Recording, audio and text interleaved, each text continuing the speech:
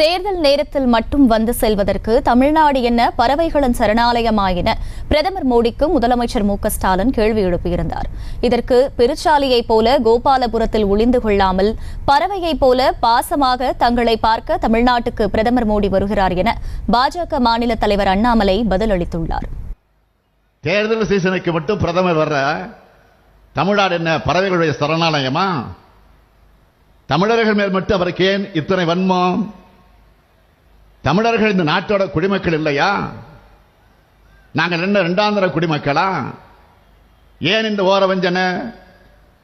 எப்படி உங்களால் ஓட்டு கேட்க வர முடியுது? நம்ம பொறுத்தவரை திராவிட மாடல் அரசு இந்த 3 ஆண்டுகள்ல ஏராளமான சாதனைகளை செஞ்சு கொடுத்த பெருமிதத்தோட உரிமையோட உங்ககிட்ட வாக்கு கேட்டு நிற்கிறேன்.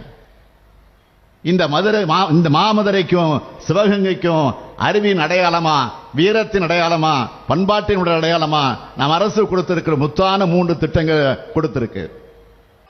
இன்று நம்முடைய முதலமைச்சர் மு.க.ஸ்டாலின் சொல்றாரு, வேடந்தாங்கல் பறவையை போல நம்முடைய பிரதமர் மோடி அவர்கள் தமிழகத்திற்கு வர்றாங்களாமா.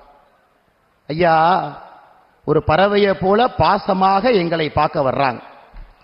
நம்மிடம் அடைக்கலம் தேடுவதற்காக வர்றாங்க. நம்மிடம் இருக்க வேண்டும் என்பதற்காக வர்றாங்க. பெருச்சாலியை போல கோபாலபுரத்தில் வங்கிலே ஒளிந்திருக்கவில்லை.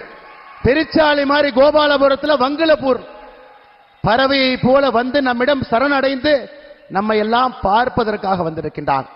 அதனால் நம்முடைய பாரத பிரதமர் நரேந்திர மோடி அவர்களை வேடந்தாங்கல் பறவை என்று சொன்னால் அதை நாங்கள் பெருமையாக எடுத்துக்கொள்கின்ற முதலமைச்சர் அவர்களை, உங்களை போல ஒரு குடும்பத்திற்காக, ஒரு மகனுக்காக, ஒரு மருமகனுக்காக, ஒரு மகளுக்காக வேலை செய்யலீங்களே, 142 கோடி இந்தியர்களுக்காக வேலை பார்க்கின்றார்.